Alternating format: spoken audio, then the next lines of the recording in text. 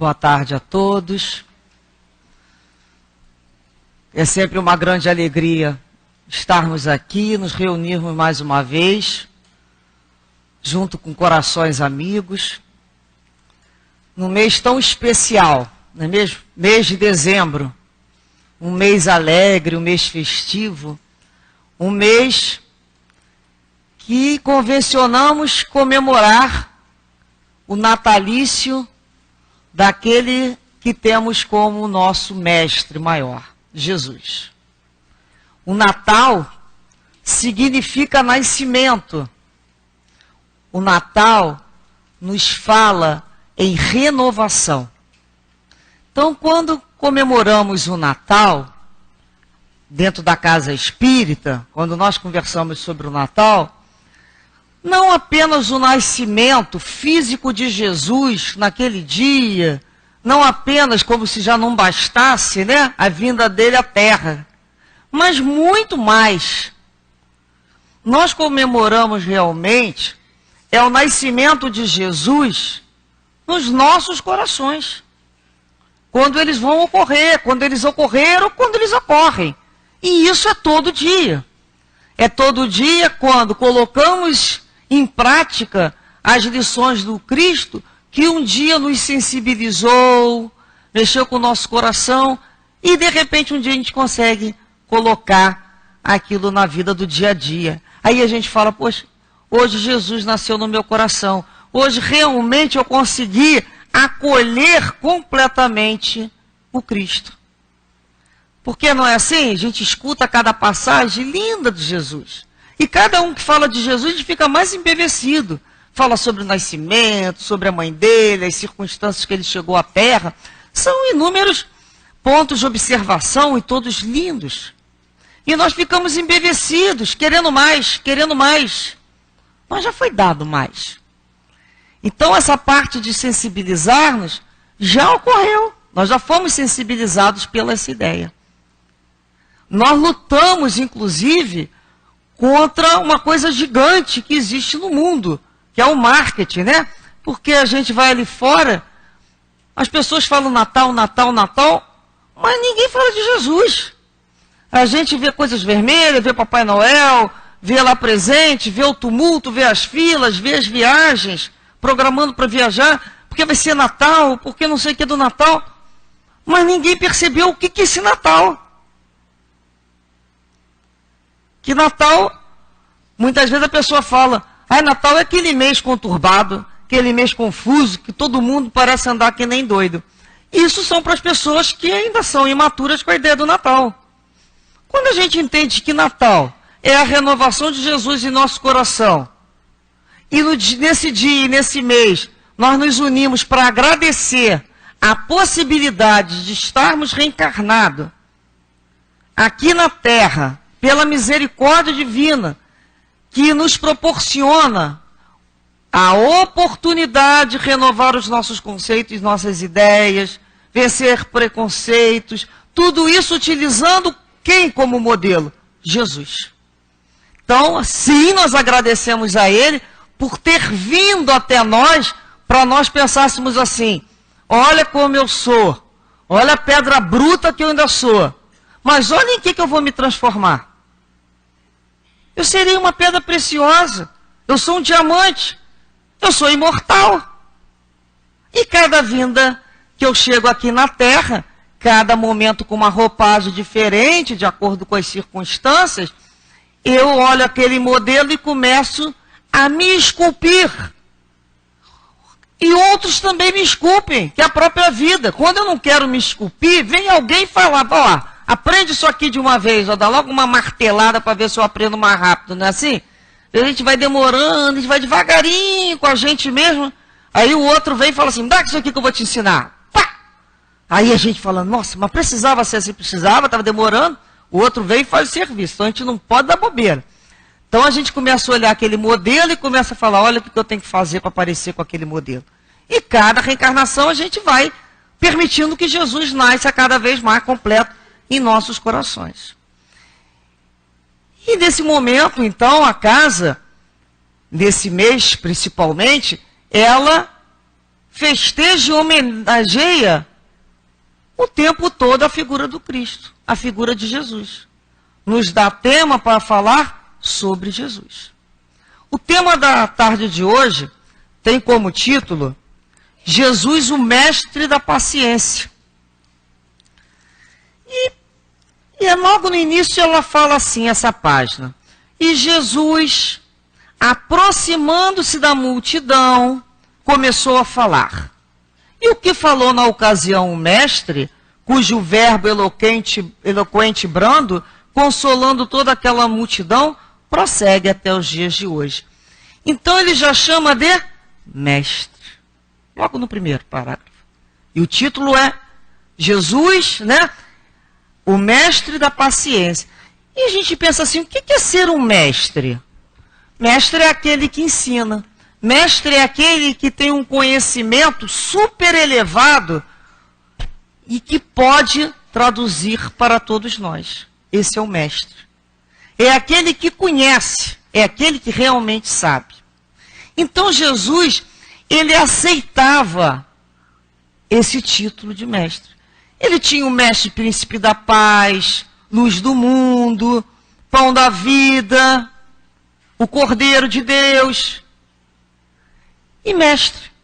Os discípulos chamavam normalmente no dia a dia ele de rabi, né? Rabi, um rabino, é aquele mestre dentro das leis judaicas que ensina o outro as leis judaicas. Na realidade, esse título lhe foi dado por respeito e consideração, porque ele era um rabi de fato, não de direito. Né? Ele não se constituiu como rabi. Chamavam ele de rabi porque não tinha ninguém melhor do que ele, como não tem até hoje, para explicar o caminho de se chegar a Deus. Não tem didática de amor maior do que o amor que ele nos ensinou.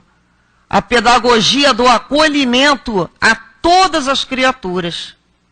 Então ele realmente é um mestre. Na passagem de João, capítulo 13, Jesus diz assim: vós me chamais mestre e Senhor, e dizeis bem, porque eu o sou. Então ele também se auto-intitula como mestre. Reparemos a humildade de Jesus o tempo todo, sem a falsa modéstia. Ele não disse, eu não sei, não, eu sei, eu sou. Tu dizes, e eu sou. Mas quando quiseram chamá-lo de bom, o moço rico que chamar ele de bom, ele falou, bom não. Bom somente o Pai, somente Deus. Então, quando a pessoa sabe se localizar, é o ensinamento da humildade, que muitas vezes a gente confunde a humildade com aquelas criaturas que vivem curvadas, dizendo que não servem para nada, quem sou eu? Isso não, isso é falsa modéstia, ou então pessoas com baixa autoestima. Então Jesus nos ensina que o que ele era. E o que ele não era, ele dizia, porque a comparação dele era com Deus. Perto da gente ele era o mestre. Mas ele ensinava o que Deus pediu. Vim, né, fazer a vontade do meu Pai. O meu alimento é fazer a vontade do Pai. Então ele veio à terra para cumprir essa vontade. E ele o fez magnificamente. Quando nós falamos em mestre dos nossos corações, temos que lembrar que, antes de tudo, ele é um mestre da paciência. Então, nós trouxemos aqui a paciência como aquela situação de autodomínio que a pessoa, né, que nós construímos para ter diante de qualquer adversidade ou problema. É aquele momento que tudo parece ruir e balançar, e aquele que tem paciência se mantém calmo e sereno. Ele é paciente, ele confia. Quem tem paciência consegue vencer melhor os obstáculos e as adversidades. A gente percebe isso? Quem age melhor? Age melhor quem age com paciência. Então, na vida, durante os convites que recebemos, temos vários caminhos. O caminho da impaciência e o caminho da paciência. Já repararam que quando se busca o caminho da impaciência, a impaciência gera uma precipitação de uma coisa que não estava, às vezes, no momento de acontecer. Porque não teve paciência para esperar. Paciência é espera. É confiança nessa espera. Esperar com calma. Aí eu estou esperando. Né? Tem gente que espera se sacudindo. Aí eu estou muito tranquilo. Não é essa espera. A pessoa pode estar parada. Ela está esperando. Mas dentro da mente dela, ela está desarvorada. Ela está impaciente. E quando agimos com essa impaciência, é como se disséssemos assim: anda logo. Resolve logo essa situação. Vou fazer do meu jeito. Vou fazer isso do meu jeito. Vou esperar mais não. Gerando precipitações de coisas que não eram para acontecer, que ocorrem as violências naturais. Então, toda vez que somos impacientes, criamos movimentos de precipitação que vão ocasionar em violências, que poderiam ter sido evitadas. Imaginam duas pessoas tendo que fazer um concerto, né? Lá numa fechadura, numa chave que está com dificuldade para abrir, né? Aquele momento que aquela danadinha daquela chave não vira com um determinado momento. Quando chega a pessoa impaciente, ela roda, aquilo não vira. Se ela continuar, ela quebra a chave. Aí vem o outro e você fala para o outro: você pode vir aqui? Aí o outro tem uma coisa chamada calma. Ele vence aquela situação. Ele mira o objetivo. O objetivo é abrir a porta. Aquela é a meta. Então ele vai e abre a porta. Ele não se desgasta com a situação. Ele é mais centrado. Ele não perde tempo nos obstáculos. Vocês já repararam o toureiro lá na arte de dominar o touro feroz? Como é que ele vence o touro feroz? Ele não enfrenta o touro feroz. Ele não enfrenta. Ele sacode lá o pano dele para que o touro se bata lá no nada. Levanta o pano para cá, levanta o pano para lá, vai dançando com aquele pano. E na realidade o que ele está fazendo? Cansando o bicho. Porque ele tem inteligência, ele está usando a inteligência, e o animal tem o quê? A força. Então, no momento que ele usa a inteligência para cansar a força do animal, ele vence. E às vezes somos nós que nos cansamos, não é mesmo? A gente que se faz cansar, chegar a lugar nenhum. Porque com a impaciência nós não chegamos, na realidade, em nenhum lugar.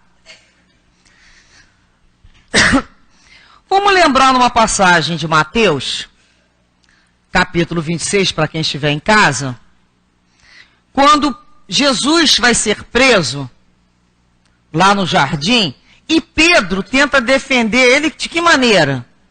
Impaciente, violenta. E Jesus fala assim: Pedro, guarda a tua espada no seu lugar, pois todos que pegam a espada pela espada perecerão. Ou pensas tu que eu não poderias agora orar ao meu Pai, e ele me mandaria mais de 12 legiões de anjos? É mesmo, né? A gente quer defender Jesus, olha. É como se ele dissesse assim: que vai me defender? Eu estou aqui para te defender, você que vai me defender, guarda essa espada. Eu vou te ensinar a se defender de outra maneira, não mais eliminando o outro. Então, nesse momento, Jesus nos faz refletir: quantas vezes nós levantamos a nossa espada para acabar lá com a orelha e o corpo inteiro lá do centurião, que coloca em ameaça o interesse meu ou dos que eu gosto? que a gente fala assim, deixa comigo que eu vou lá resolver essa situação agora. Você não resolve, fica aí aceitando passivamente. Deixa comigo. Levantou a espada e vai. Vai fazer o quê? Vai se comprometer com a lei. E Jesus sabia que no momento não poderia entender. Quem mata com a espada pela espada perecerá. Já de alguma maneira dizendo lei de causa e efeito. Quando ele nos prometeu que tudo seria esclarecido pelo Consolador, que ficaria conosco, nos esclarecendo melhor essas situações. Então hoje nós temos, claro, com a doutrina espírita, a lei de ação e reação. Se eu for lá machucar o outro, seria machucado. Não é com violência que eu vou resolver uma violência.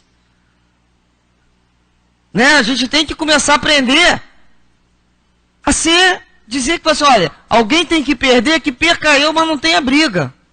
Alguém tem que calar, que cale o mais maduro.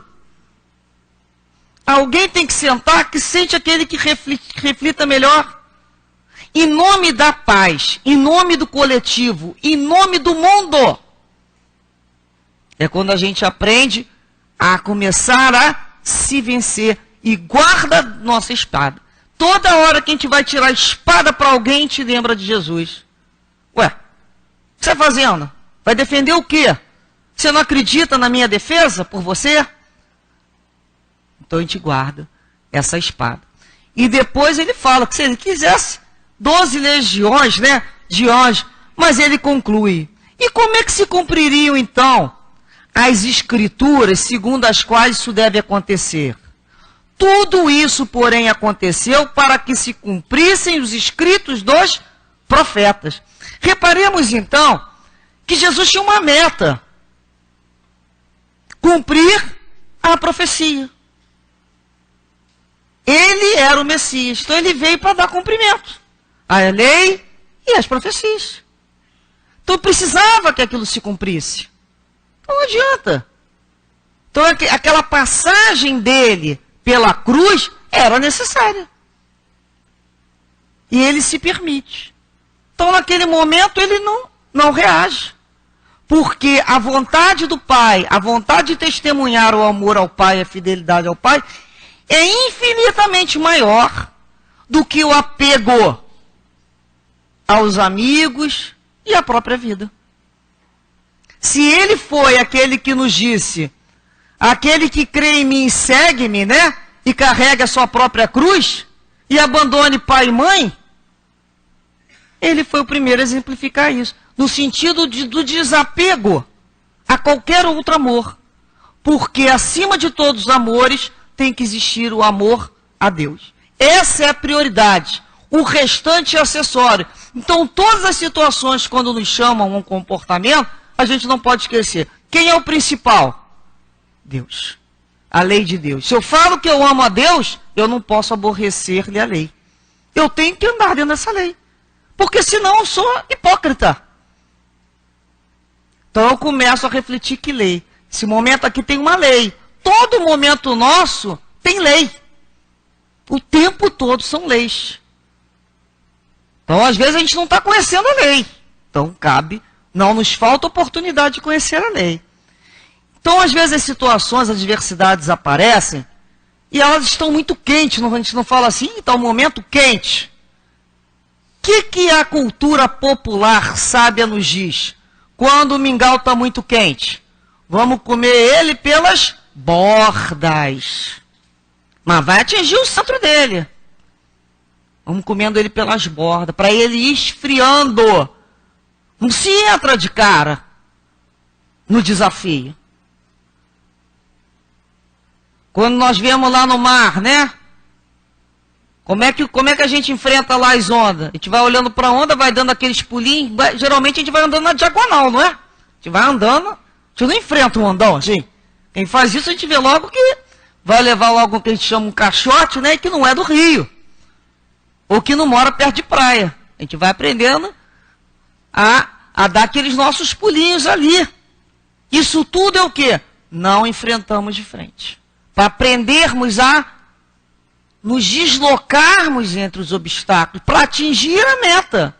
Se tivermos que atravessar um rio, Como é que nós vamos nadar? Contra a corrente? Na linha reta? Nunca vamos chegar do outro lado. Nós nos permitimos ser carregados até chegar à borda. O importante é atingir a meta. Então essa pressa toda, na realidade, começa a desaparecer e nós vamos buscar, né, aqueles recursos, vamos entrar em oração para acalmar essa palpitação interna, que eu estou querendo resolver isso rápido. E só Deus conhece o tempo para a resolução. Então eu começo a orar, eu começo a respirar. Nós respiramos mal, nós respiramos pouco, no sentido de utilizar toda a nossa capacidade. A respiração vai dando ritmo aos pensamentos. E quando a gente aprende a ter ritmo no pensamento, a gente dá pausa. Já repararam? Porque quando a gente está com raiva ou está impaciente, a gente tem um fluxo de pensamento realmente bem grande, bem rápido, mas completamente desconexo. As coisas não funcionam, elas são embaralhadas, porque elas não têm ritmo. Então, muitas vezes a gente tem que pegar e falar assim com a gente: oi, alma, né? Parece que está domando aqueles bichos brabos. Segura aqui, respira, calma, conta até 1000, bebe a aguinha da paz que Chico Xavier ensinou para não responder. Morde a língua, senta em cima da mão, não é? Cada um tem lá o seu jeitinho, vai dar uma caminhada, vai observar a natureza. Ou então eu costumo dizer: deixa eu dormir um pouco, que eu acordo melhor. Eu durmo, a ideia vem melhor, cara. É excelente conselheira para mim o sono. Então a gente vai dormir, para dar uma esfriada na situação, para não enfrentá-la, senão nós iremos apenas nos frustrar cada vez mais. A paciência, ela é baseada na tolerância com os erros alheios, né? Com o outro também. Quando o outro erra, como a gente fica? Quando a gente vê erros ao nosso redor, a gente explica uma vez, explica duas, explica três. Como é que é essa explicação uma quarta vez? Como é que está a vozinha? Vou explicar de novo. Então, como é que a gente explica a mesma coisa 5 vezes, a gente descobre se tem paciência ou não.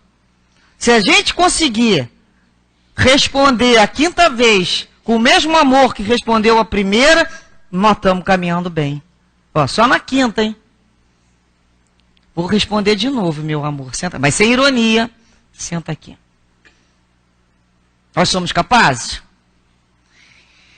Em Provérbios 14 diz assim: o homem paciente dá prova de grande entendimento, mas o precipitado revela insensatez.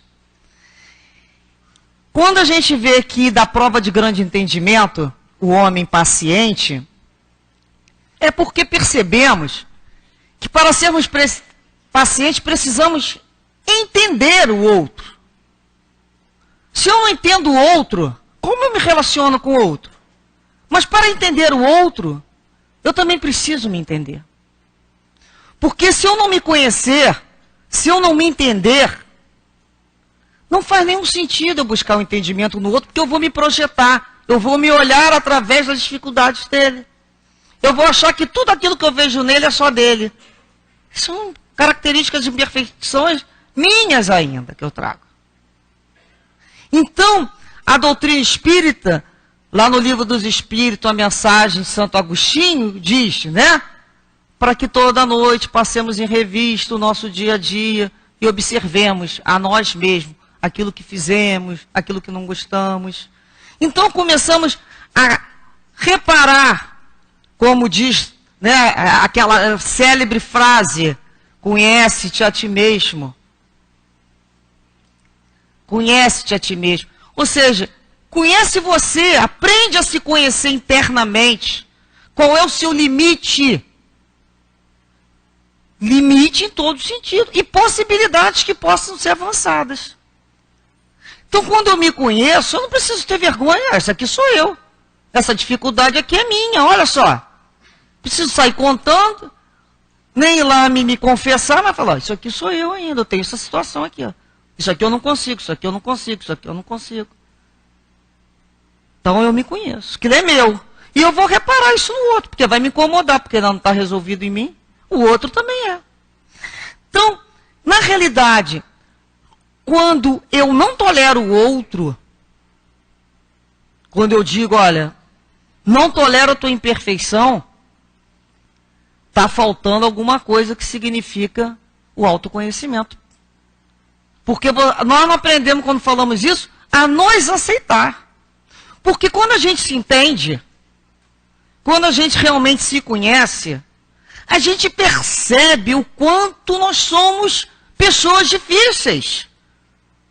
O quanto ainda somos de pedra bruta, o quanto ainda somos criaturas que agem muitas vezes no instinto animal. Depois a gente se arrepende. Porque as nossas reações têm que passar a serem automatizadas como reações cristãs. Posso reagir, mas que não prejudique ninguém. Desde que não prejudique ninguém. Então não vou reagir mais só por reagir, por defesa da minha vida. Eu passo a reagir defendendo a minha vida dentro das leis de Deus, sem ferir ninguém. Então não basta simplesmente eu ter um instinto de defesa.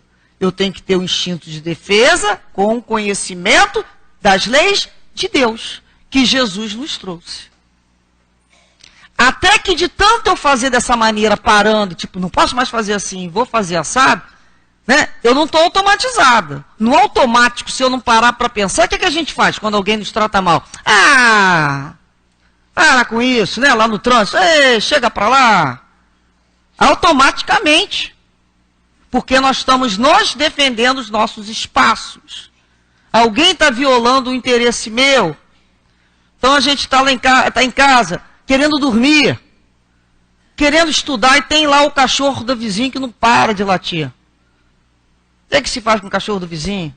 Aquele bebê que só escolhe para berrar na hora que eu estou em casa para dormir. Aquele bebê chora. Eu sou capaz de ir na rua, né, aceitar todo mundo que vem me perturbar. Mas Chico Xavier fala, a cruz de palha, aquela pequenininha, pode ser que eu saia da paciência. E aquilo me descompense. Então, nesse momento, o que a gente percebe?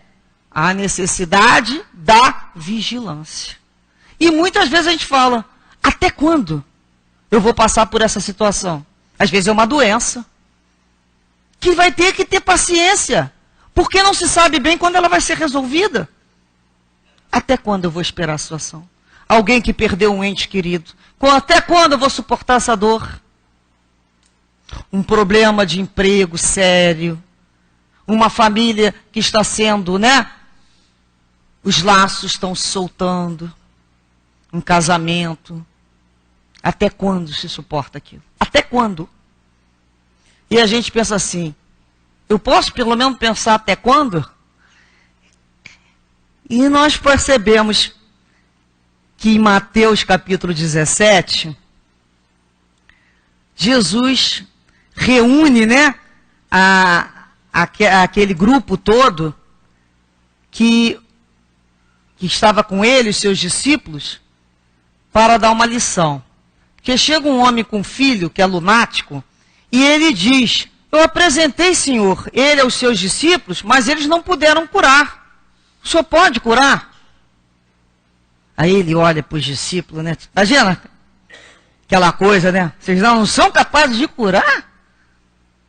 Aí ele responde assim, ó geração incrédula e perversa, até quando estarei com vocês? Até quando terei que suportá-los? Tragam no menino. E continuou, apesar disso, curando e ensinando. Ele demonstra ali, até quando estarei com vocês? E a pergunta se repete até hoje. Ô geração incrédula, até quando? Nós vamos precisar ficar falando de Jesus para resolvermos agir como Ele nos ensinou?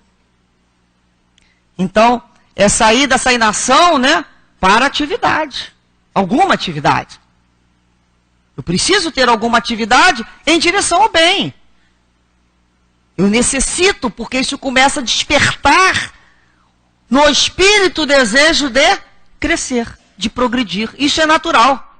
Vai acontecer em todo mundo. Se não está acontecendo, tem alguma coisa estranha.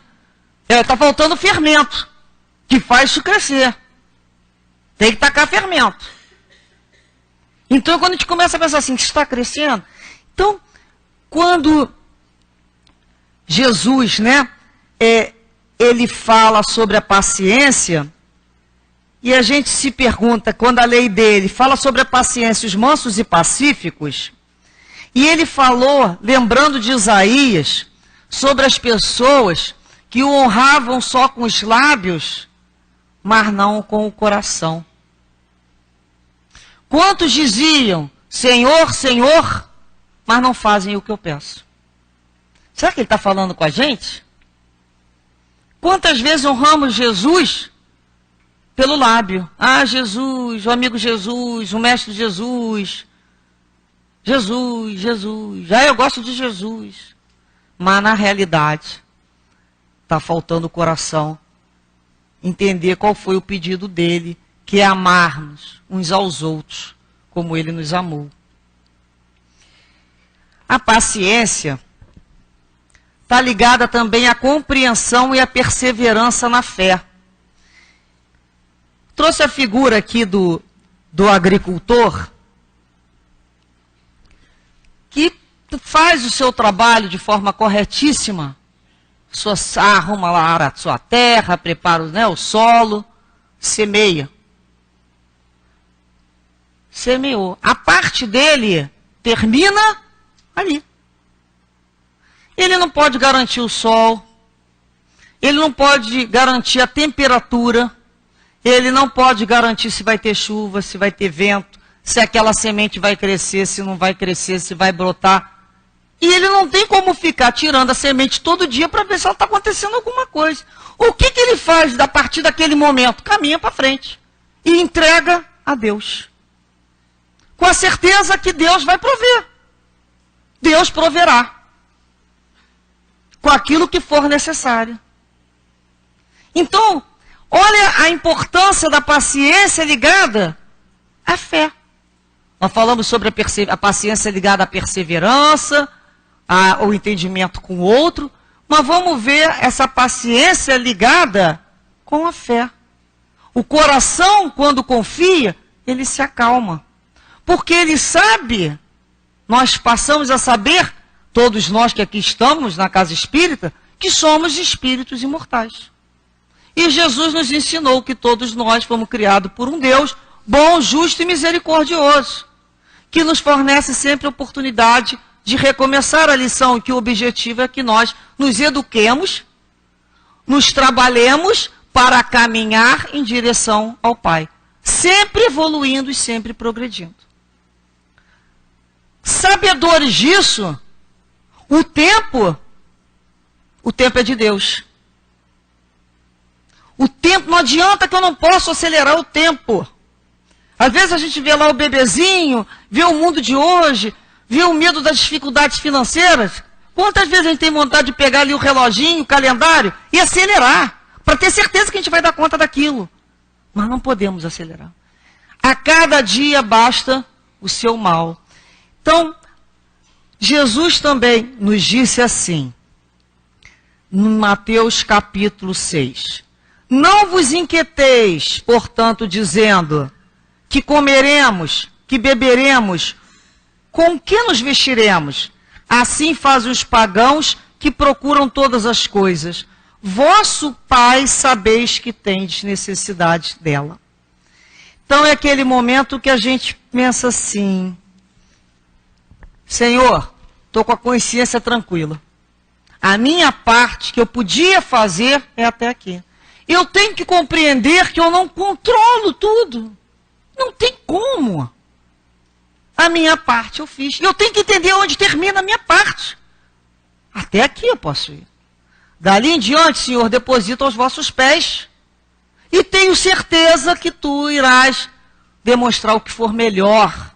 Melhor para quem? Para o espírito imortal, que nem sempre atende aos interesses da personalidade encarnada, que tem um desejo ainda muito materializado, que tem uma ideia de dar certo diferente da ideia de dar certo para um espírito em processo de evolução. Então a gente começa a compreender. Compreendido isso, para que correria? Está tudo no tempo de Deus. Eu não posso é dormir. Ajuda-te que o céu te ajudará. Vou fazer a minha parte. Agora a outra parte. Se a semente vai brotar, não vai brotar, espero que sim. Espero que dê bons frutos. E se não der, tem que plantar de novo. Não tem outra opção. Não adianta ficar batendo o pezinho. Planta de novo. Alguma coisa não funcionou, vamos trabalhar para que funcione. Trouxe uma passagem para refletirmos sobre essa paciência de Jesus, principalmente, né, que ele tem de lições na vida com os seus discípulos, as curas que ele demonstrou, as pessoas que estavam buscando a cura também tinham suas paciências lá, estão trabalhando, uma mulher com 12 anos sangrando, né, a outra com 18 anos curvada, tem lá o outro que não conseguia descer na piscina. Enfim, a gente vai trabalhando as curas, a gente vai vendo que todos também estavam aguardando. Se é pacientemente ou não, isso nós não sabemos. Porque foi o que nós falamos. Muitas vezes, nós vamos observar uma fila num supermercado, principalmente nessa época, onde tem muita gente agitada, reclamando, bufando, dando soco lá no carrinho, berrando, botando aquele celular sem o respeito com o outro, sem o fone de ouvido. É a forma que ele tem de esperar. E outro a gente vê esperar com... E outro a gente vê paradinho. A gente fala, essa pessoa que está parada está com calma? Não sabemos. Porque não sabemos o que passa no coração dela. Então, muitas vezes, ela está morrendo por dentro. Ela não está se aguentando, reclamando do caixa, da fila, do calor. E nós vamos reparar, né? Como algumas lições já nos falaram, a lição de Baltazar nos disse que a maioria dessas impaciências são com a gente mesmo. Nós somos impacientes com a gente.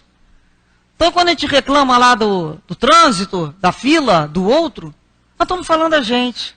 Nós ainda somos muito impacientes com o nosso caminhar. Por isso, eu trouxe a figura de Paulo de Tarso para olharmos, para analisarmos sobre uma ótica.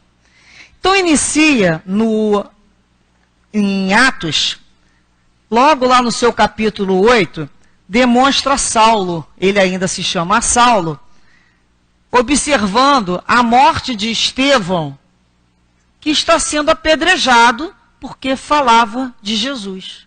E Estevão não se negou, não abjurou de maneira nenhuma a Deus. E continuou falando sobre Jesus Cristo.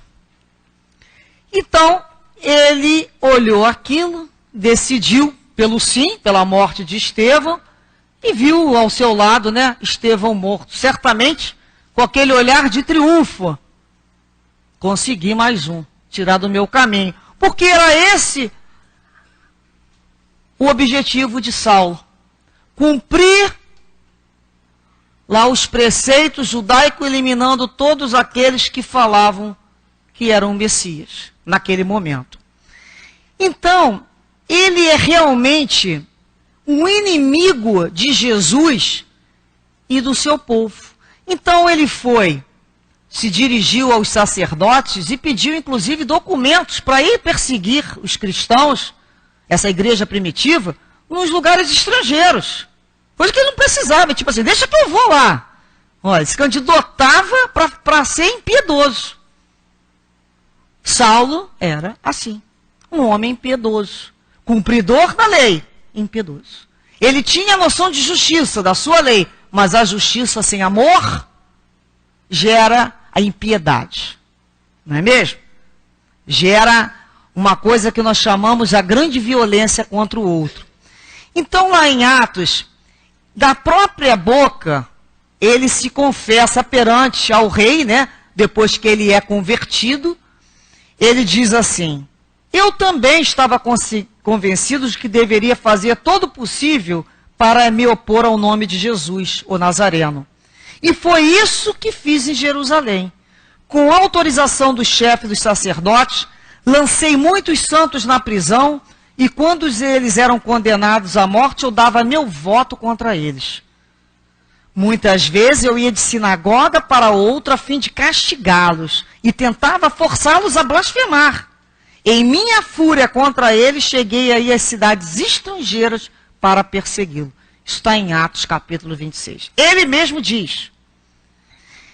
E a gente fica uma pergunta aqui.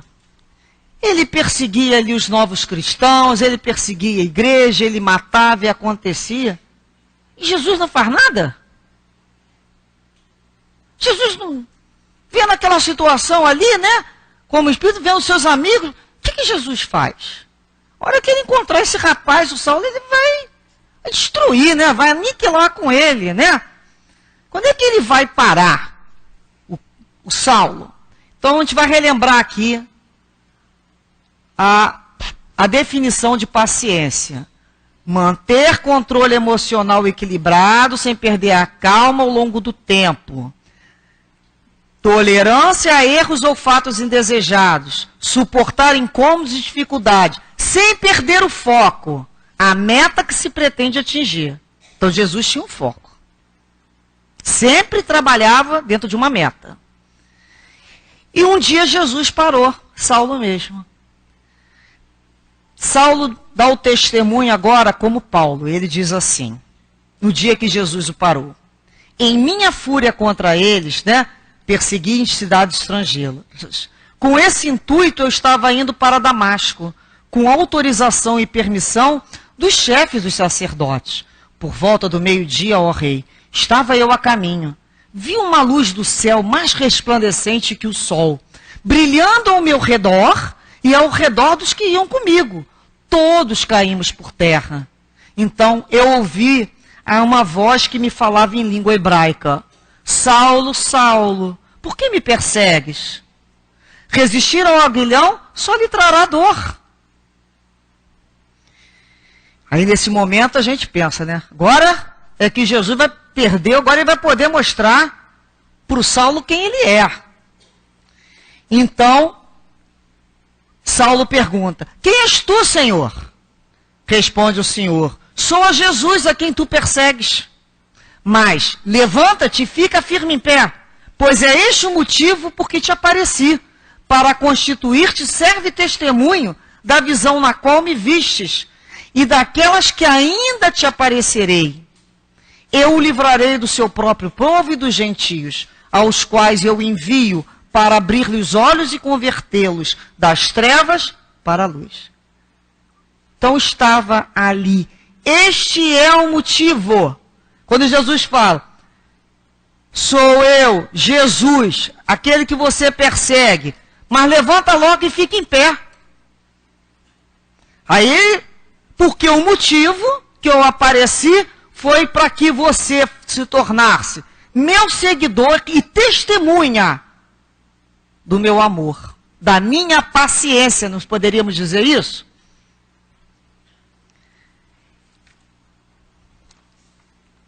Ao invés de eliminar, então, o Saulo, que destruía a igreja, ele vai transformá-lo num missionário. Por quê? Porque Paulo era o vaso escolhido. Ele já tinha dito, ele falou a Ananias, né, quando o Saulo perdeu a visão, que ele veria o Ananias ir ajudar. Então ele pede que Ananias, que é o seu seguidor, né, que é o seu servo de coração, fosse ajudar Saulo. E Ananias responde a ele. E ele chegou aqui com toda a autoridade do chefe dos sacerdotes para prender todos que invocavam o teu nome. Tipo assim, esse que o senhor quer que eu vá curar? Restituir a visão dele, que ficou cego? pela luz que tu fizeste nele? Aí Jesus falou, vai, pois ele é para mim um vaso escolhido, a fim de levar meu nome diante de gentios e seus reis, e perante o povo de Israel. Revelarei a ele tudo que lhe será necessário sofrer por causa do meu nome. Então estava reservado para Saulo a conversão, inclusive ele busca a conversão do próprio nome para Paulo, de um passado para um homem novo que surge, e Jesus revela tudo que ele precisa passar e sofrer por causa do seu nome. E a gente pensa assim, e foi o que aconteceu, né? Foi justo o que aconteceu, tudo certo, no tempo certo.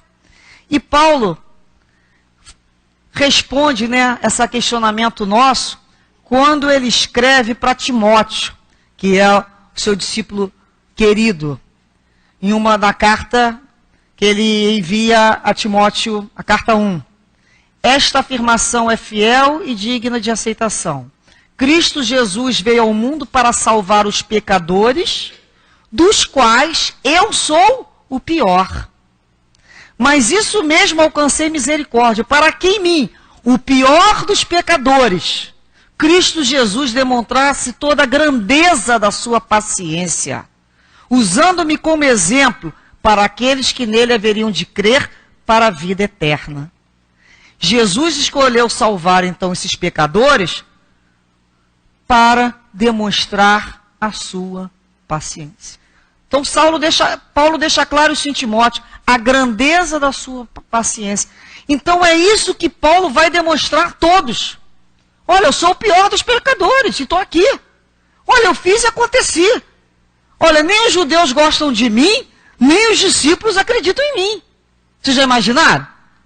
Ele deixa de fazer o que era o que a tribo dele fazia. Ele é mal visto. Acharam que ele enlouqueceu. Quando ele chega perto dos discípulos, todo mundo se afasta. Tipo, será que está falando a verdade? Ele que mandou matar a gente, perseguiu, terminou com uma série de amigos, eu vou confiar nele? Olha a situação dele. Não tinha mais por onde andar. Ele não teve aplauso. Ele apanhava, voltava para pregar, pregava mais um pouquinho, apanhava de novo, voltava, era preso, saía. Foi a vida dele. Testemunhando. Mas ele tinha uma qualidade, ele foi perverso, mas ele era fiel àquilo que ele acreditava. Ele acreditava naquela lei mosaica. No momento que Jesus aparece com a graça, ele vai além da lei. Ele busca o Cristo. Ele consegue. Então Paulo é um desses temperamentos que tanto foram capazes de fazer atrocidades, sim, mas são capazes dos maiores altruísmos. É bem aquela passagem, né, de São João que fala daqueles que são mornos. Fosse morno, né? Eu te vomito. Ou quente ou frio. Então Paulo é um desses personagens quentes ou frios. Que tem aquela fibra, aquela fidelidade no momento que se convertem. Não ficam mais mornos em cima do muro. Eles se posicionam. Na carta de Pedro, diz assim, Pedro 2. O Senhor não demora em cumprir a sua promessa como julgam alguns. Pelo contrário, Ele é paciente com vocês, não querendo que ninguém pereça, mas que todos cheguem ao arrependimento. E é justamente a lição da paciência. Deus não busca, né, punir nenhum dos seus filhos, como Jesus nos aguarda pacientemente, até hoje, para quê? Para nos punir? Para nos fazer sofrer? Não. Para falar, olha, caminhe. Eu dei o exemplo. Né? Ele fala, porque eu vos dei o exemplo para que, como eu vos fiz, façais vós também. Então, na hora que ele está lavando os pés dos discípulos, ele fala essa frase. Eu dei o exemplo. Façam vocês. O que está faltando? Então, é quando começamos a lembrar da paciência de Jesus com a gente. Há quanto tempo Jesus nos aguarda? Há quanto tempo Jesus nos espera? Quantas vezes Jesus certamente pediu para guardarmos as nossas espadas? Quantas vezes nós perseguimos o outro?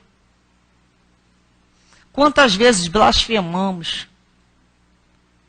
Então nós somos esses espíritos que podemos dizer assim, não perdemos a esperança? Não.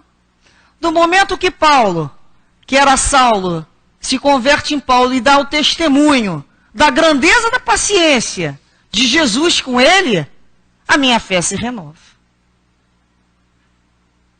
Isso me consola a alma, saber que não tem nada perdido no mundo de Deus. Não há como estar perdido no mundo de Deus. Somos todos filhos do Pai. Cada um no seu degrau de entendimento, de compreensão. Mas estamos todos caminhando em direção a Deus. E o importante é que um irmão ajude o outro.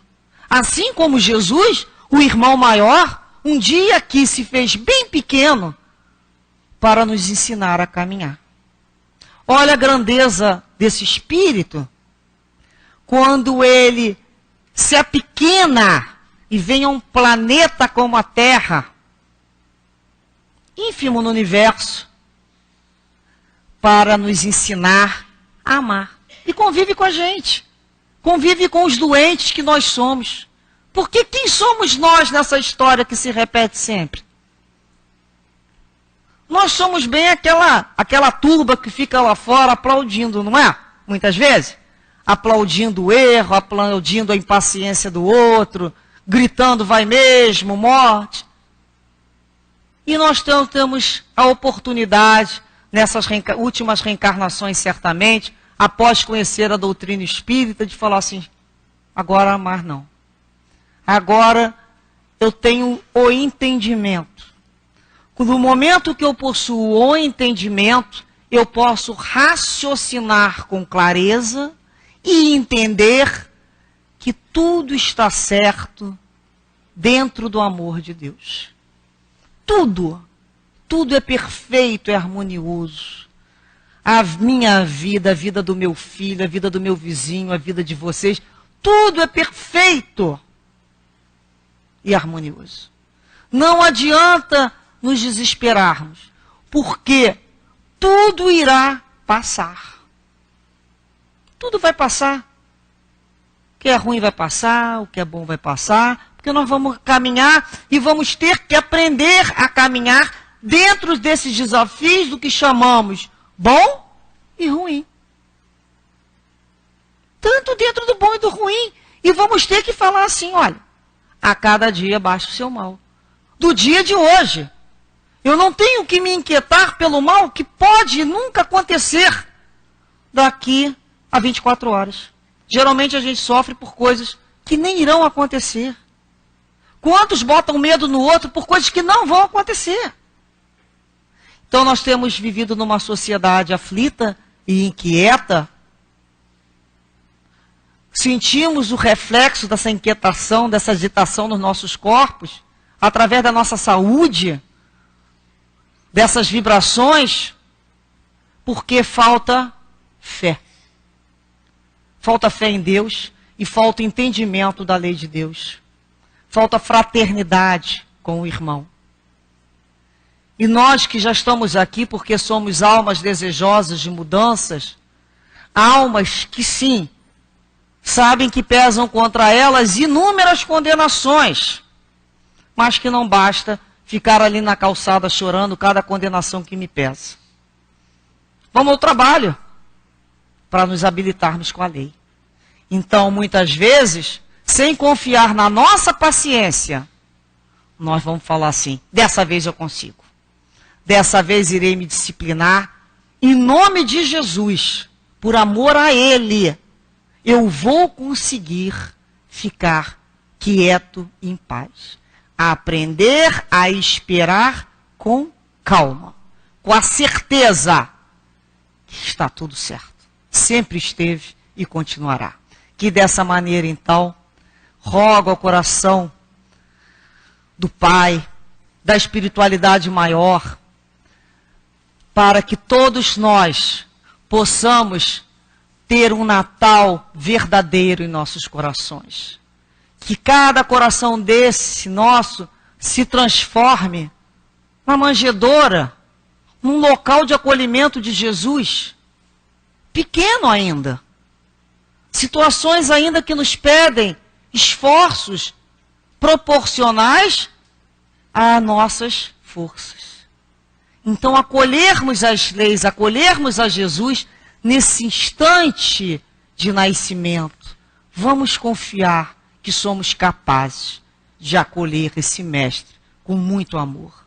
Um feliz Natal no coração de cada um de vocês e das vossas famílias. E que a paz do Cristo, a verdadeira paz, habite os vossos lares. Graças a Deus.